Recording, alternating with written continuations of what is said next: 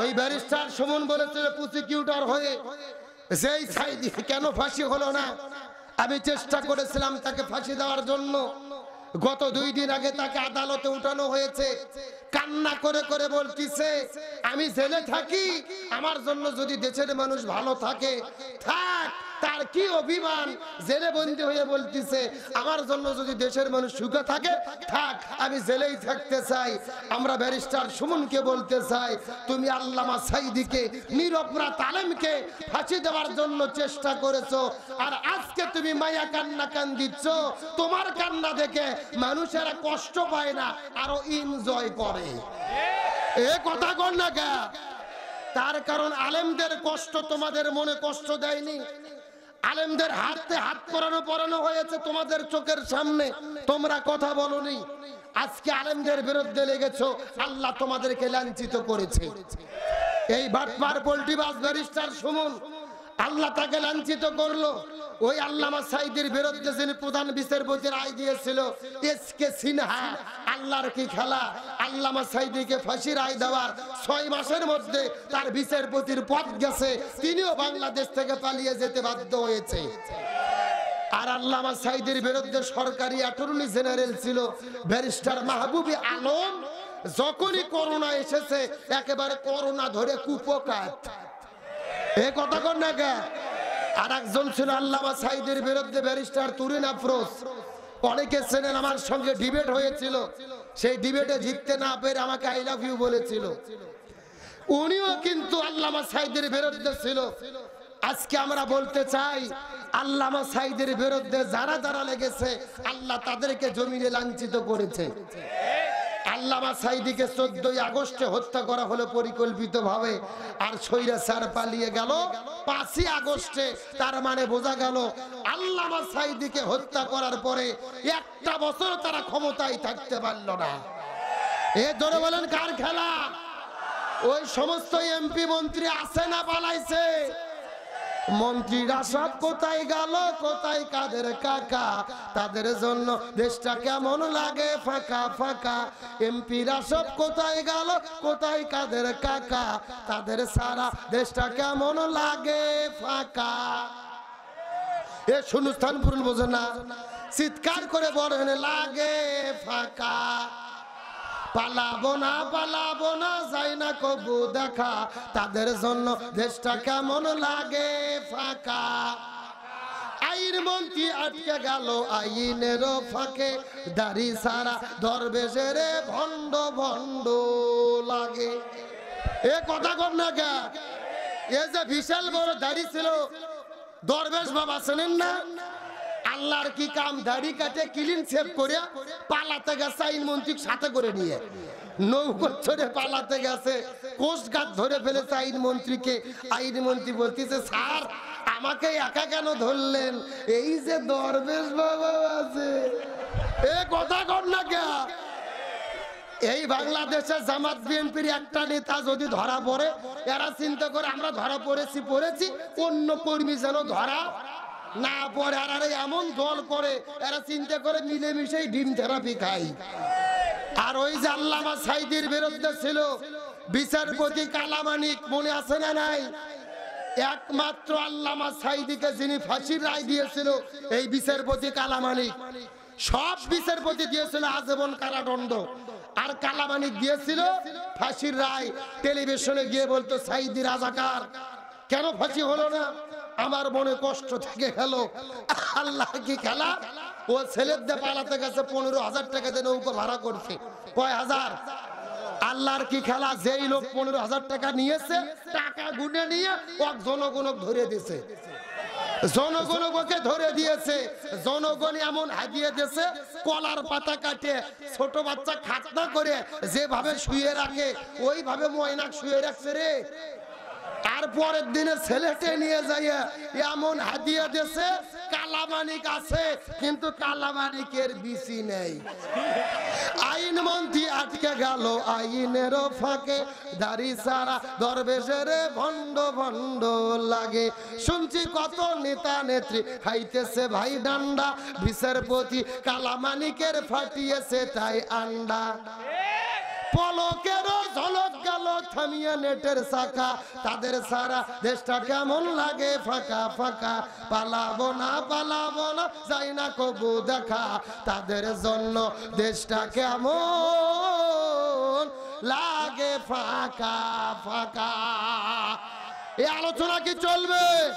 তাহলে বলেন তো হানজালা সাহাবীর কি গোসল বাকি? এই ঘটনার মধ্যে বিশাল একটা শিক্ষা নিহিত আছে, কথা বলবো। তবে এখন যদি অনুমতি দেন আমি মহিলাদের জন্য 2 মিনিট কিছু বলবো, বলার দরকার আছে না নাই? আমার বন্ধুগণ, মুসলমান ভাইরা, গভীর মনোযোগ। আমার নবী যে মিরাজে রজনীতে চলে গেলেন সর্বপ্রথম জান্নাতটা পরিভ্রমণ করার জন্য। ওই জান্নাতটা পরিভ্রমণ করার পরে, জান্নাত থেকে বের হওয়ার পরে আস্তে করে যখন জাহান্নামের মধ্যে চলে গেল, ওই জাহান্নামের মধ্যে যাওয়ার পরে লক্ষ্য করে দেখে শত শত মহিলাদেরকে আগুন দিয়ে পুরানো হচ্ছে। ওই মহিলাগুলো আগুনের ভেতরে দাউ দাউ দাউ দাউ করে জ্বলতেছে। আর ওই মহিলাদের মাথার উপরে বসার পরে তাদের মাথার মগজগুলো, আপনার কাকগুলো মাথার মগজগুলো ঠুকুরে ঠুকুরে খাচ্ছে। নবীজি দৃশ্য দেখার পরে বড় কান্নার মধ্যে পড়ে গেলেন। ও ভাই জিবরাইল, আরা কারা? কোন মহিলা যাদের মাথার মগজগুলো ঠুকরে ঠুকরে কাকেরা খাচ্ছে? এমন সময় জিবরাইল বলে, ইয়া রাসূলুল্লাহ, মন খারাপ করবেন না, এই মাত্র আল্লাহ তাআলা ঘোষণা করেছে আপনার উম্মতের ভেতরে অধিকাংশ মহিলারা জাহান্নামে যাবে। অধিকাংশ মহিলাগুলো যাবে কোথায়? আরো জোরে বলেন। এই কথা শোনার পরে নবীজির মন খারাপ হয়ে গেল। জিবরাইলকে জিজ্ঞেস করে বললেন, ও ভাই জিবরাইল, অধিকাংশ মহিলা কেন জাহান্নামে যাবে বলেন তো? জিবরাইল বলে, ইয়া রাসূলুল্লাহ, অধিকাংশ মহিলা জাহান্নামে যাবে, এর পেছনে কারণ হলো 2টা। জোরে বলেন, কয়টা? আরো জোরে। আপনাদের কি কষ্ট হচ্ছে? এ হুজুর, কি খবর? এই আমার দিকে তাকান, আপনাদের কি কষ্ট হচ্ছে নাকি? এই যে আমি বসে আছি মাঝখান দিয়ে সোজা, ডান দিকে এক ভাগ, বাম দিকে আর এক ভাগ। আপনারা মুখ বন্ধ করেন, আপনারা বলেন তো দেখি, অধিকাংশ মহিলা জাহান্নামে যাবে কারণ হলো কয়টা? আরো জোরে।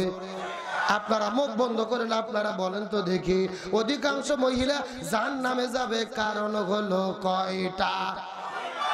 ওরে বাবা, কে রে ভাগ করে দেনা, সাউন্ড বাড়তিছে, তার মানে আপনারা আলসেমি করতেছেন না? আমার বন্ধুগণ, মুসলমান ভাইরা, গভীর মনোযোগ। ডানে যারা আছেন কথা বলবেন, বামে যারা আছেন কথা বলবেন, মঞ্চে যারা আছেন তারাও কথা বলবেন। সবাই মিলে চিৎকার করে একসঙ্গে বলেন তো দেখি, অধিকাংশ মহিলা জাহান্নামে যাবে, তার পেছনে কারণ কয়টা? আরো জোরে। জোরে হলো না? এই 2টা কারণ কি কি জানার দরকার আছে না নাই? আপনাদের দরকার না থাকলেও মহিলাদের দরকার। গভীর মনোযোগ দিয়ে বোঝার চেষ্টা করবেন। রাসূল জিজ্ঞাসা করে বলে, ও ভাই জিবরাইল, অধিকাংশ মহিলা কোন 2টা কারণে জাহান্নামে যাবে বলো? জিবরাইল ডাক দিয়ে বলে, ইয়া রাসূলুল্লাহ, এই 2টা কারণের মধ্যে প্রথম নম্বর কারণ হলো যেই মহিলাগুলো মাথার চুলগুলো বের করে, আজরা পাজরা বের করে বেপরদা অবস্থায় রাস্তাঘাটে ঘোরাফেরা করে, এই সমস্ত মহিলাগুলো জাহান্নামে যাবে। তার মানে বোঝা গেল বেপরদা নারী যারা জাহান্নামে যাবে। এ শূন্যস্থান পূরণ বোঝেন না? চিৎকার করে বলেন, বেপরদা নারী যারা, বেপরদা নারী যারা, বেপরদা নারীর স্বামী যারা। আর কয় না বাঙালি রে, মানে যখন বলে মহিলারা জাহান্নামী খুব ভালো লাগে। গভীর মনোযোগ দিয়ে বোঝার চেষ্টা করবেন। আমার নবীজি হাদিস শরীফের মধ্যে বলেন, একজন মহিলা যদি জাহান্নামের মধ্যে যায়, ওই মহিলা একা জাহান্নামে যাবে না, কমপক্ষে 4 জন পুরুষকে সাথে করে নিয়ে জাহান্নামে যাবে। একজন মহিলা যদি জাহান্নামে যায়, একা যাবে না, কমপক্ষে কয়জনকে সাথে করে নিয়ে যাবে? এ জোরে বলেন, কয়জন? ওই 4 জনের মধ্যে আমরা আছি কিনা জানার দরকার আছে না নাই? আরো জোরে বলেন। আমার বন্ধুগণ, মুসলমান ভাইরা, গভীর মনোযোগ।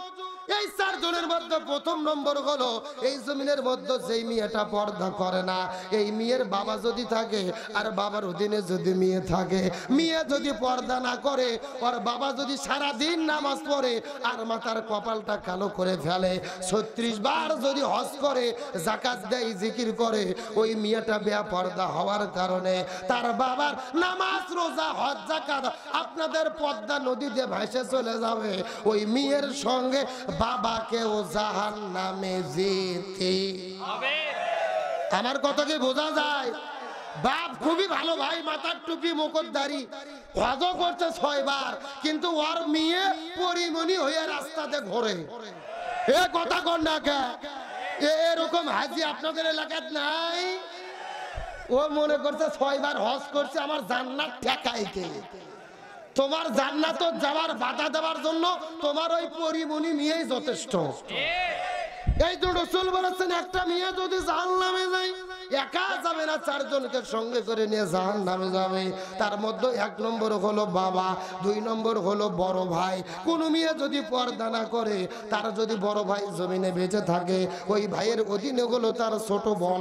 ওই ভাই যদি তার বোনটাকে পর্দা করতে না বলে, ওই বোনটির কারণে ভাইটিকেও জাহান্নামে যেতে। 1 নম্বর। এই ভাই সাউন্ডের সমস্যা কি? এই সাউন্ড হয়, এই ছেড়ে দেয় কি? এইকে ডিসকানেক্ট পাচ্ছে না, সমস্যাটা কি? না না, কাটেনি তো, আমি কথা বলি, এই সাউন্ড হয়, এই হয় না, মানে সাউন্ড পায় না, নেটওয়ার্ক পায় না, চোখ আটকে যাচ্ছে। আমার বন্ধুগণ, মুসলমান ভাইরা, গভীর মনোযোগ। একটা মহিলার জন্য 4 না, এখন নেই, আছে? শোনেন, প্রয়োজনে 2 মুড়ো না দিয়ে 1টা দিয়ে ঠিক মতো দেন। ওই 2টার চাপ পরে একটা হচ্ছে না। আমার বন্ধুগণ, মুসলমান ভাইরা, গভীর মনোযোগ। থাক, এরকম থাক, ওটা আউট করে দেন, ওটা খোলেন, একটাই থাক। একটা মহিলার জন্য 4 জন পুরুষ মানুষ জাহান্নামে যাবেন। 1 নম্বর হলো বাবা, 2 নম্বর হলো ভাই, আর 3 নম্বর হলো যেই বউ পর্দা করে না। ওই বউ পর্দা না করার কারণে ওই বউ একা জাহান্নামে যাবে না, স্বামীকে সাথে করে নিয়ে জাহান্নামে যাবে। 1 নম্বর বাবা, 2 নম্বর ভাই, 3 নম্বর স্বামী, আর 4 নম্বর হলো ছেলে। এই জমিনের মধ্যে যদি কোনো মহিলা মানুষ পর্দা না করে, তার যদি বড় ছেলে জমিনের মধ্যে থাকে আর ছেলের অধীনে যদি মাও হয়, এই মাও যদি পর্দা না করে, ওই মাওটা একা জাহান্নামে যাবে না, ছেলেকে সাথে করে নিয়ে জাহান্নামে যাবে। তাহলে জোরে বলেন, একটা মহিলা কয়জনক নিয়ে জাহান্নামে যাবে? এ মুখস্থ করেন। 1 নম্বর বাবা, 2 নম্বর ভাই, 3 নম্বর স্বামী, 4 নম্বর ছেলে। চিৎকার করে বলেন, কয়জন? 1 বাবা, 2 ভাই, 3 4। এ নাটুরের মুসলমান, গভীর মনোযোগ। আমরা যখন বলি অধিকাংশ মহিলা জাহান্নামের মধ্যে যাবে, কিছু কিছু পুরুষ মানুষ বগল বাজায়। যে হাদিসের মধ্যে রাসূল বলেছে অধিকাংশ মহিলারা জাহান্নামে যাবে, কিন্তু অধিকাংশ পুরুষদের জাহান্নামে যাওয়ার কথা নাই। এই হাদিসের ব্যাখ্যা হলো, একটা মহিলা যদি 4 জন করে নিয়ে জাহান্নামের মধ্যে চলে যায়, এখন নিজেদের কথা হিসাব করেন। আপনি আমি খুবই ভালো, মাথার টুপি, মুখের মধ্যে দাড়ি, 5 ওয়াক্ত নামাজ জামাতে আদায় করি, কিন্তু আমার মেয়ে পর্দা করে না। মেয়ে যদি করে, ছোট বোন করে না, আবার বোন করলে বউ করে না, আবার বউ করলে মাও করে না। তার মানে বোঝা গেল, এই 4 দিকের কোনো একটা দিক দিয়ে আমরা সকলে ধরা খাইয়ে বসে আছি। তার মানে বোঝা গেল, শুধু অধিকাংশ মহিলা জাহান্নামে যাবে না, অধিকাংশ মহিলার সাথে অধিকাংশ ছেলেরাও জাহান্নামে যাবে। আর কাদের কারণে? ওই মহিলাদের কারণে। তার মানে বোঝা গেল, আমরা যদি জাহান্নাম থেকে বাঁচতে চাই, মহিলাদের পর্দা করানোর দরকার আছে না নাই? কিন্তু বলেন তো, নাটোর জেলার মহিলারা কি পর্দা করে? আমি কি কিছু বলবো? নাটোর জেলার মা বোনদের ধরন বলিতে লাগে শরম সকালবেলা, আরে সকালবেলা বোরকা পরে বিকালবেলা ওড়না নাই দাদা ভাই, ডিজিটাল দেশ বুঝিয়ে টাই। কথা কর না গে, সকালে এমন ভাবে বোরকা পরেছেন আর কোনো বুদ্ধি, আবার বিকেলে বোরকা তো দূরের কথা শরীরে ওড়না পর্যন্ত থাকে, আর ওড়না যদি দেয় আমার দিকে তাকান শুধু এরকম পেঁচাই পেঁচাই পেঁচাই একেবারে পেঁচে পেঁচে পেঁচে পেঁচে দড়ির মতো চেকন করে গলার মধ্যে দিয়ে পিছন দিক দিয়ে ফেলে দেয়। ঠিক ঠিক। আচ্ছা বলেন তো পেছনে ঢাকার কি কিছু আছে? এটা পর্দা না বাটপারি? আরে নারী হলো ঘরের সব স্বামীর সেবা করে, এখন উল্টো দেখি নারীরা সব স্বামী কি ধরে আমারে। ঠিক। কারা কারা বইয়ের হাতে মার খাচ্ছেন হাত উঠান তো দেখি, এ উঠান একজন রে। আমার ভাইরা শোনেন, আসার জন্য বলিনি, ও শুধু একা মার খায়নি, অধিকাংশ স্বামী দিনে কিংবা রাতে মার খাইয়ে বসে আছে, কিন্তু লজ্জাতে বলে না। কিন্তু আমাদের দেশে যেরকম স্বামীকে মারা বউ আছে, একই রকম ভাবে বউকে মারা স্বামী আছে না নাই? এমনও স্বামী আছে বউ গরুর মতো পিটে। জোরে বলেন কিসের মতো? হাতের মধ্যে একটা লাঠিনে ভোগ মারা শুরু করছে, বলছে তুই আব্বা না বলা পর্যন্ত তোর মায়ের বন্ধ হবে না। বউ মার সহ্য করতে না পারে বলছে আব্বা। পরের দিন ওই শয়তান হুজুরকে ফোন দিয়ে বলতেছে, হুজুর বউ তো আব্বা বলছে, ফতুয়া কি? আমি বললাম ফতুয়া পরে, আগে তোর বাটাম ফাটাতে হবে। এ কথা কর না কে? তার কারণ বলেন তো ভোগ কি মারা যাবে? হ্যাঁ, কে বলে মারা যাবে না? বউকে কখন কখন মারা যাবে আমি কি বলবো? আমার দিকে তাকান। বউ যদি শরীয়ত বিরোধী কাজ করে, ইসলাম বিরোধী কাজ করে, জিনা ব্যভিচার করে, স্বামীর আনুগত্যের বাইরে কাজ করে, তখন বউকে মারা যাবে। এখন মারবেন কই কই? আমার দিকে তাকান। মাথা বাত, মুখ বাত, পেট বাত, পিঠ বাত, কোমর বাত, মাজা বাত, হাঁটুর থেকে শুরু করে নিচ পর্যন্ত। কথা কি বুঝেছেন? আর যেই ব্যাত দিয়ে মারবেন, এই ব্যাতের পরিমাপ হবে এক বিকের অর্ধেক, মানে হলো এক মুষ্টি। এই ওয়াজ আমি গত বছর গাইবান্ধা জেলা সুন্দরগঞ্জ থানায় করেছি। একটা যুবক লেপে উঠে বলতেছে, হুজুর এক মুষ্টি ধরবো কি আর মারবো কি?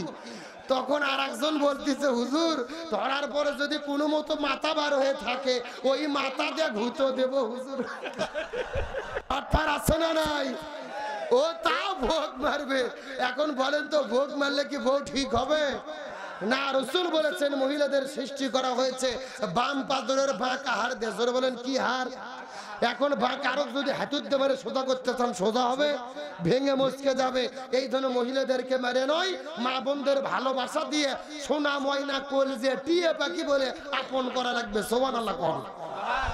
এইবার মেয়ে মানুষ যা খুশি হয়েছে ভাই, যেই রকম হুজুরি তো দরকার। তাহলে চিৎকার করে বলেন বেপরদা নারী যারা। কেরে পর্দার মিছিল করতে ভয় লাগতেছে? জোরে বলেন বেপরদা নারী যারা। আমার প্রিয় বন্ধুগণ, মুসলমান ভাইরা গভীর মনোযোগ। রাসূল ডাকতে বলে, ভাই জিবরাইল আপনি তো বলে দিয়েছেন অধিকাংশ মহিলা দুইটা কারণে জাহান্নামে যাবে। তার মধ্যে এক নম্বর হলো বেপরদা নারী, দুই নম্বর কারা জাহান্নামে যাবে বলেন তো দেখি। জিবরাইল ডাকতে বলে, ইয়া রাসূলুল্লাহ দুই নম্বর হলো ওই প্রকার মহিলাগুলো, যেই মহিলাগুলো স্বামীর খেদমত করে না, স্বামীর কথা মতো চলে না, স্বামীর আনুগত্য করে না, ওই সমস্ত মহিলাগুলো জাহান্নামে যাবে। তার মানে বোঝা গেল স্বামীর অবাধ্য স্ত্রী যারা জাহান্নামে যাবে, বেপরদা নারী যারা জাহান্নামে যাবে, স্বামীর অবাধ্য স্ত্রী যারা। আমার প্রিয় বন্ধুগণ, মুসলমান ভাইরা গভীর মনোযোগ। এতক্ষণ পর্যন্ত আনন্দ করে করে মজা করে করে অনেক আলোচনা আপনাদের মধ্যে শোনাইছি। শেষ কথাগুলো ভালো করে বোঝার চেষ্টা করবে। এই আলোচনা শোনার পরে নবীজি যখন ফাতেমার কাছে কথা বলেছে, ফাতেমা এত সুন্দরভাবে জীবন যাপন করেছে, স্বামীর খেদমত করেছে, পর্দার বিধানগুলো মেনে চলেছে, আমার আল্লাহ ফাতেমার উপরে খুশি হয়ে ওই ফাতেমাকে জান্নাতি নারীদের সরদারনি ঘোষণা করেছে। যেই ফাতেমার ডিগ্রি ছিল ফাতেমাতুজ জোহরা। জোরে বলেন নাম কি? জহুরা। ফাতেমার ডিগ্রি কি? এখন বলেন তো জহুরা মানে কি? না জানলে বলবেন জানি নে। জোরে বলেন জহুরা মানে কি? কে রে জানি না বলতে লজ্জা লাগে?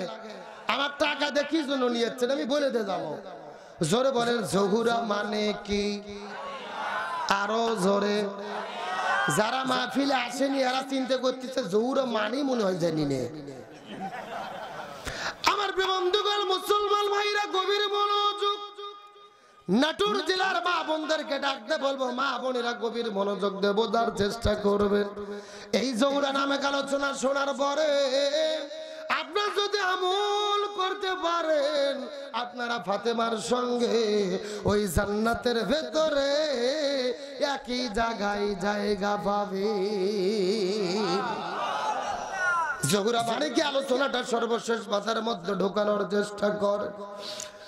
আব্দুল কাদের জিলানী রহমাতুল্লাহ আলাইহি তার মুরিদানদেরকে নেওয়ার পরে জান্নাতুল বাকির মধ্যে পরিভ্রমণ করতে গেল। সমস্ত মুরিদানরা ডাকতে বলে, হুজুর এই জান্নাতুল বাকির মধ্যেই মা ফাতেমার কবর, এই জান্নাতুল বাকির মধ্যেই মা ফাতেমার কবর, দয়া করে বলে দেন মা ফাতেমার কবরটা কোথায়, আমরা একটু ফাতেমার কবরটা জিয়ারত করতে যাই। আব্দুল কাদের জিলানী বলে, এ মুরিদানরা, এই জান্নাতুল বাকির মধ্যেই মা ফাতেমার কবর, কিন্তু মা ফাতেমার কবর কোথায় এটা কিয়ামত পর্যন্ত কেউ বলতে পারবে না। তার কারণ হলো ফাতেমা ছিলেন জহুরা। সমস্ত মুরিদানরা ডাক দে বলে, হুজুর বলেন তো জহুরা মানে কি? জহুরা মানে?